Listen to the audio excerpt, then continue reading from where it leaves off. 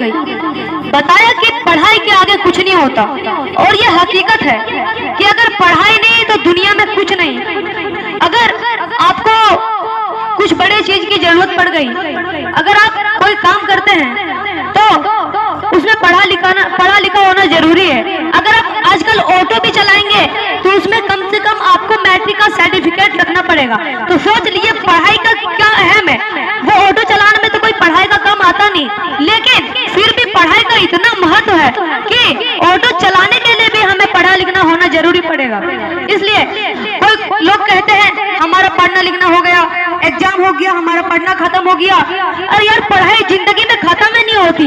आप अभी पढ़ लिए, आपका पढ़ाई दुनिया में पढ़ाई कभी किसी का खत्म ही नहीं होती।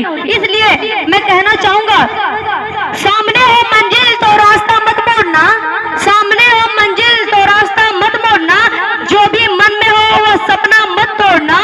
सामने हो मंजिल तो रास्ता मत मोड़ना, जो भी मन में हो वो सपना मत तोड़ना। कदम कदम में मिलेंगी मुश्किलें आपको, बस सितारे चुनने के लिए कभी जमीन मत छोड़ना।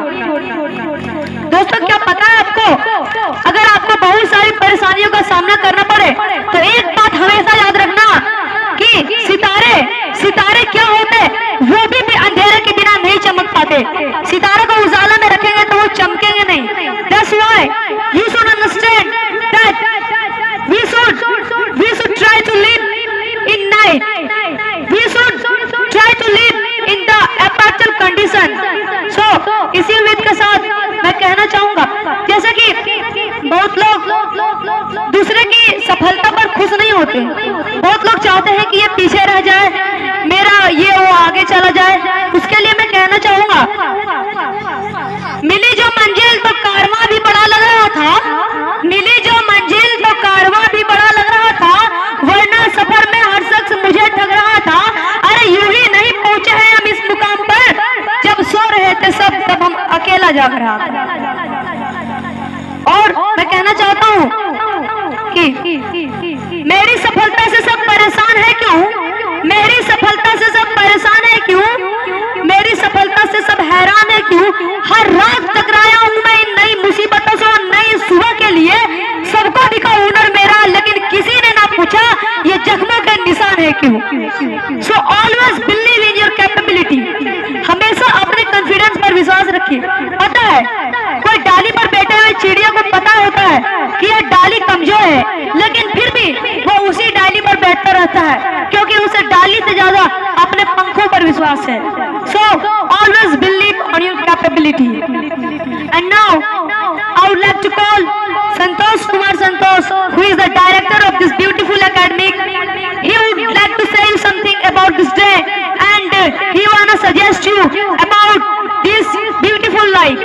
So मैं संतोष कुमार संतोष सर से रिक्वेस्ट करता हूँ, कृपया वो स्टेज पर आएं और हमें कुछ मार्गदर्शक बातों से परिचित करवाएं। परम आदरणीय यहाँ पर उपस्थित हमारे अतिथिगण और शिक्षकगण, आज 15 अगस्त है, बहुत खुशी की दिन है और हम लोग यहाँ आज एक साथ बैठे हुए हैं 74वां स्वतंत्रता दिवस मनाने के लिए, जो कि झंडोत्तोलन हो चुका है। अब बहुत खुशी की बात है कि यहाँ एक स्कूल का ऑर्गेनाइज किया गया है। इस बारे में डिस्कस करने से पहले थोड़ा कुछ हिस्ट्री के बारे में डिस्कस करना चाहेंगे। 15 अगस्त के बारे में हम लोग जैसा कि जानते हैं, अंग्रेज़ों ने हमारे देश में लगभग 200 सालों तक राज्य किया। आप लोग को पता भी होगा कि हमारे देश में अंग्रेज लोग सबसे पहले व्यापारी करने के लिए आए, जो यहाँ व्यापार करते करते अपना फूट डालो और शासन करो की नीति अपनाए। और धीरे धीरे आप लोग को जैसा कि पता भी होगा कि पहले के टाइम में राजाओं का राज रहता था। अब वो लोग क्या करते थे, एक राजा का बात इधर, दूसरे राजा का बात इधर, इस तरह से पूरा मेरा भारत में लड़ाई झगड़ा हो गया। और पूरी तरह से हमारा देश अंग्रेजों के गिरफ्त में आ गया और इस तरह से हमारा देश अंग्रेजों का गुलाम हो गए। चलता रहा, टाइम क्रॉस होते रहा, बीतते रहा। फिर हमारा देश स्वतंत्रता की पहली लड़ाई 1857 ईस्वी में लड़ी, जिस लड़ाई में बहुत सारे भाई लोगों का जान गया, कितनी माताओं का मांग की सिंदूर चली गई, कितने भाई की कलाई सुनी पड़ गई। और उस लड़ाई में रानी लक्ष्मीबाई ने अंग्रेजों के दांत खट्टे कर दिए थे, लेकिन हमारे देश में एकजुटता ना होने के कारण, एकता ना होने के कारण वह लड़ाई हम हार गए। और उसके बाद लगातार टाइम क्रॉस होते गया। फिर महात्मा गांधी ने अहिंसा सिस्टम के थ्रू हमारे देश के लिए पूरे सिस्टम लागू करते हुए अंततः हमारे देश को 15 अगस्त 1947 को आज़ाद कर दिया। अब वो जो उस टाइम की जो स्टोरी थी बड़ा क्रिटिकल थी। आज का जिस तरह का मोमेंट है, मौसम है, सेम उसी तरह का मौसम था उस दिन का। 15 अगस्त 1947, शायद ये भी पता होगा आप लोगों को, फर्स्ट टाइम हमारे देश में इंडिपेंडेंस जो सेलिब्रेट किया गया था, 15 अगस्त जो मनाया गया था वो 16 अगस्त को मनाया गया था और वो फहराया गया था दिल्ली के इंडिया गेट के सामने। और इसी तरह का मूसलाधार बारिश था, इसी तरह का मोमेंट था। तो ये थी हिस्ट्री। अब डिस्कस करेंगे प्रेजेंट में। यूसुफ सर जो एक अच्छे सोच के साथ यहाँ पे एक स्कूल का ऑर्गेनाइज किए, आज इनका स्टार्टअप है। बहुत खुशी की बात है कि एक छोटे से एरिया में एक बड़े सोच के साथ स्टार्ट है। अभी आप लोग को पता होगा हमारे भारत में शिक्षा नीति कुछ बना है जिसमें सिस्टम काफ़ी चेंज है और वो सिस्टम जो है काफ़ी बेहतर है। खास करके इस नज़रिए से पहले का जो ट्रेडिशनल एजुकेशन था और अब का जो प्रैक्टिकल एजुकेशन जो होगा काफ़ी डिफरेंट है। आज हमारे देश में गरीबी के रीज़न क्या है? इंडिया गरीब क्यों है? सब जानते हैं, फिर भी गरीब।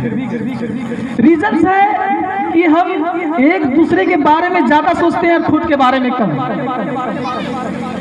एक दूसरे के बारे में ज्यादा टारगेट करते हैं। कोई अच्छा काम करने की कोशिश किया तो लोग उसको मजाक उड़ा देते हैं, लोग उसे सपोर्ट नहीं करते हैं। ये सबसे बड़ी प्रॉब्लम है। हम कहाँ हैं, नहीं है, इस चीज को गाइडेंस नहीं करते हैं। तो यही कहना चाहेंगे सभी लोगों को, अभी हर जगह अभी डिस्कशन है, हर जगह। आज इंडिपेंडेंस डे है, लगभग पूरे इंडिया में डिस्कशन हमारे देश में करप्शन है। करप्शन क्या है? करप्शन, अरे करप्शन तो हम ही क्रिएट करें। अगर सब इंसान खुद को सही करे, एक अच्छी प्लेटफॉर्म दे, तो करप्शन तो खुद ब खुद गायब हो जाएगा। गरीबी खुद ब खुद गायब हो जाएगा हमारे कंट्री में। तो उस टाइप का गाइडेंस होनी चाहिए, सबसे बड़ी बात। और यूसुफ सर का जो टारगेट है यहाँ स्कूल खोलने का, वो उसी बेसिस पे है कि हम जितना बेहतर से बेहतर हो सके एजुकेशन देंगे और नए जो एजुकेशन नीति है उसी पर्पस पे इनका पॉइंट ऑफ व्यू है स्कूल को खोलने का। अभी जो स्कूल चलेगी इसमें काफ़ी अच्छे ढंग से पहले टीचर को ट्रेन किया जाएगा, किस टाइप से स्टूडेंट को ट्रीट करना है, फिर उसके बाद टीचर स्टूडेंट को ट्रीट करेंगे। उससे क्या होगा कि काफ़ी अच्छा एक प्लेटफॉर्म तैयार होगा। हम या कोई भी पर्सन इतने नॉलेजेबल नहीं है कि हम अकेले किसी चीज़ का डिसीजन ले सकते हैं, अकेले कर सकते हैं। आज भी हम भी पढ़ते हैं और पढ़ते रहेंगे और सबको सजेस्ट करेंगे कि अपने लाइफ में चाहे आपका एज जो भी है, एक रोल मॉडल चुनना बहुत जरूरी है। रोल मॉडल चुनना बहुत जरूरी है। एक रोल मॉडल अपने लाइफ में सिलेक्ट कीजिए, फिर उसी टाइप से आप विजुअलाइज कीजिए उस चीज को, फिर आप धीरे धीरे धीरे धीरे आगे बढ़िए। आज हम देखते हैं जब गांव घरों में जाते हैं तो देखते होंगे आप लोग कि बुजुर्ग लोग बैठ के कभी फ्यूचर प्लान का बात नहीं करेंगे। वो बातें करेंगे, पहले ये होता था, पहले वो होता था, पहले ऐसे होता था, पहले इस तरह होता था। ये डिस्कशन है। ये नहीं कि आगे हमें क्या डिस्कशन करना है, आगे कैसे क्रिएट करना है। तो ये सबसे ज्यादा हमारे लिए इम्पोर्टेंट है कि हम प्लान कैसे क्रिएट करें, आगे अपने लाइफ को कैसे सर्वाइव करें। तो इस तरह से अगर लोग अपने आप को सेल्फ गाइड करें, खुद को देखें, तो वो बेहतर करेंगे। तो इतना ही बोल करके मैं अपनी वाणी को विराम देता हूँ। जय हिंद, जय किसान। Thank you.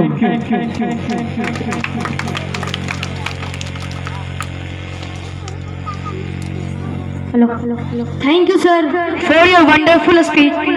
जैसा कि आपने बताया कि इट्स